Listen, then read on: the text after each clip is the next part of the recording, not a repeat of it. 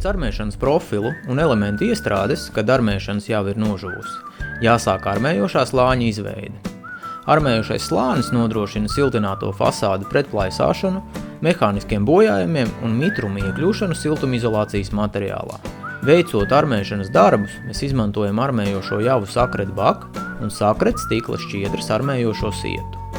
Svarīgi! Ēkas ārējās fasādes siltināšanas procesā drīkst izmantot tikai sārma noturīgu stikla šķiedras sietu, kas atbilst standartam LVS 2032 2005. Armēšanas javu uzklāja ar zobķēli tā, lai java nosec visu siltumizolācijas materiāla virsmu.